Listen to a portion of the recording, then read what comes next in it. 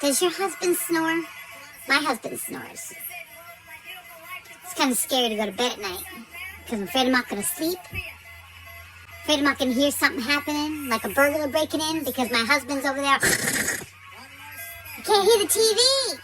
And he's always like, turn the TV down. I can't turn that TV down. I got to turn it up so I can hear what's going on. Because there ain't no way in hell I'm getting any sleep. I'll tell you what I do. Listen, ladies, just push him right out of bed. I just push my husband and roll him right off the bed onto the floor. That's what I do. And if he wakes up and says anything about it, I'm like, oh, I don't know what happened to you. Oh, you rolled right out of bed. You must have been having a crazy dream. Yeah, that's what I tell him. And I get some satisfaction because he shut up for just 5 minutes.